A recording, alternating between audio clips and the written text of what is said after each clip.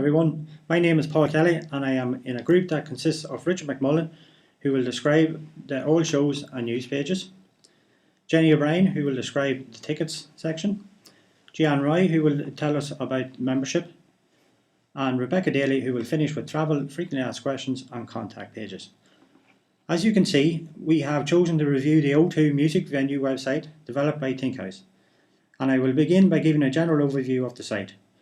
Unloading the homepage. Because this website is owned by a European company, EU laws state that they must make the audience aware about their use of tracking technologies. You consent to the use of cookies if you continue to view the site. Just click here to remove the message. Checking to see if this site passes the W3C validator. Unfortunately, it doesn't. Most of the errors relate to bad markup and missing attributes. In saying that, it still renders perfectly, but screen reader technologies may encounter problems. So back to the site itself. In general, the website structure is consistent throughout, with this brand coloured banner containing the navigation elements, links to social media accounts, and a quick links to buy tickets. This Live Nation tab contains links to affiliated sites and contact details, which can only be accessed by right clicking on them, so you are not led away inadvertently from the main site. This advertising section appears on most of the pages and takes up about 20% of the available space. They don't change and are geared towards giving you a better experience at the venue. The rest of the homepage relates to the most popular sections in the website, with quick links to various shows, latest news, and social media activity. At the bottom of every page, we have links to associate sponsors and a handy sitemap and social media links once again. Contact details are available here, along with links to the terms and conditions and privacy policy, which both are blank pages incidentally. I will now hand you over to Richard McMullen, who will continue the tour. Richie McMullen here. I'm going to talk about the all shows and news pages. First of all, on the all shows page, you can see a list of all the different shows in alternative colours to make them easily distinguishable from each other. There's a few little tabs up here. You can reorganise them by viewing what's on this week, order by date, look at shows from A to Z, or you can just look at them all and they have a nice little animated effect as you change each one. As for interactivity on the actual shows themselves, they've got this little pop-up which allows you to share the show through different social networks or email it to your friends. This little icon here, when you click it, it adds it to your favourites and it gives you a little pop-up just confirming that it has been added to your favourites list for later. This little icon here is fairly obvious probably what it is. No tickets available, but a nice little pop-up would have been nice just to confirm that. Clicking this little icon here gives you a little drop down menu, nice little effect, and it gives you some additional information of the date of the show, what time it opens at on the day. It gives you a little calendar you can download, and again the little icon on this particular show to tell you that there's no tickets available, and some additional buttons that you can share on Facebook with a nice little pop-up. So next we're going to talk about the news page. The news page is very similar to the all shows page, where it has alternating colours again to distinguish each article from each other. It has a nice sized thumbnail, but in terms of interactivity it is very, very limited. When you click this little link here, it brings you to a dedicated page for that particular article, and again it has very little interactivity, and you can see the actual tooltip hovers over, appears under the article header, so that's pretty bad, and it just has tooltips again, very little interactivity again, Very similar tooltips to the all shows page where you can share the article. Other than that, that's basically it. It's pretty boring, to be honest.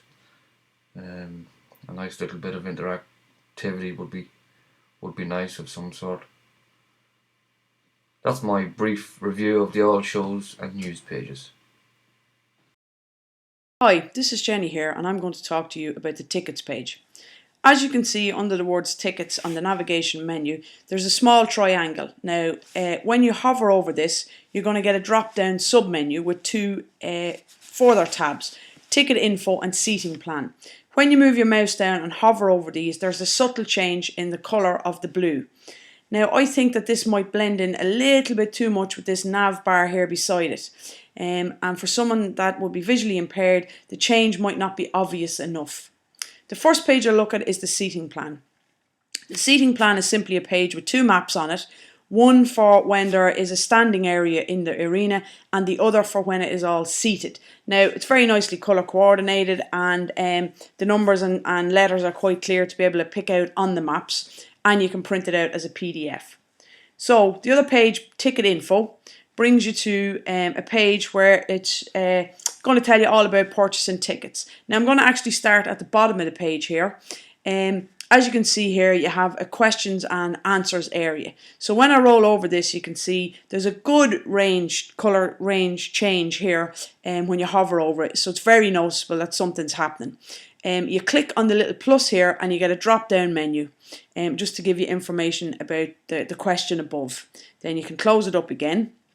Here you have information about ringing Ticketmaster, because Ticketmaster is O2's affiliated website, so you actually can't buy tickets on the O2 website. You must buy them from Ticketmaster. That's just giving you a number. This one here moves out a little bit, and it's the direct link to the Ticketmaster webpage. Now, the menu here has 5 items in it. Now, if I roll over them, you can see all shows. Accessible seatings, which has a little pop-up, so that's obvious that there's something happening there, giving you the information you need if you're looking for accessible seating. Then we go down and you have the Premium Club and the iADD Club, which bring you to their pages.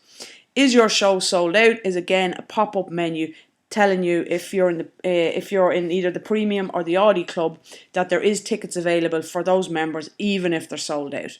Again here, I think on the rollover, it's a little bit too subtle. I think they could have done a little bit more with this. This down here looks much better on the page. There's a bigger contrast in the colour change, making it easier to see that there's something happening. That's my review of the tickets page. Hi, I'm Roy. I'll be talking for the membership page, so you are able to find out the benefits for being a member of the club. The two clubs are separated by two different color tones. The iADD Club is more expensive than the Premium Club because there are more benefits than the premiums. The benefits are clearly differentiated with a subtle change in color tone.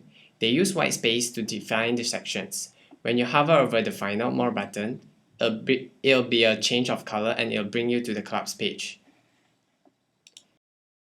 This is a sister website. It has a clear layout page and easy for you to find out for more information of the club.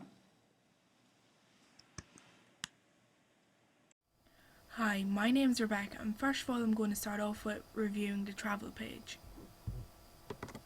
As you can see, when you go into this page, you're presented with a nav bar divided into 6 sections with 6 different modes of transport. On each tab, you have the option to download a travel guide that will be a PDF, and below this there is a Google map that renders accordingly to the mode of transport that you've chosen. And if you click car in the nav bar, it also has an extra feature that allows you to obtain traffic updates from the AA Road Watch. And this completes the review of the travel page.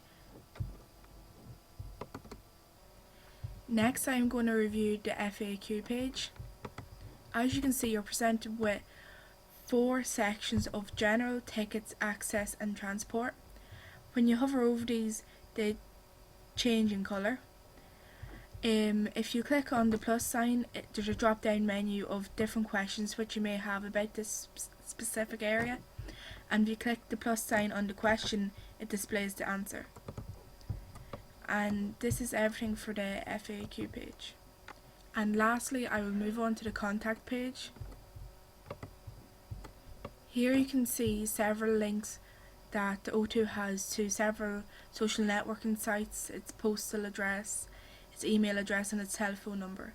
When you hover over these links, you can see that they skew to the right, all except for the telephone number. And if you scroll down, there's an About Us section to it, and there's just brief welcome to the O2 and saying what it's about, and then there's a brief description about the About Live Nation. This sums up our screencast of the O2 website, and thank you for watching.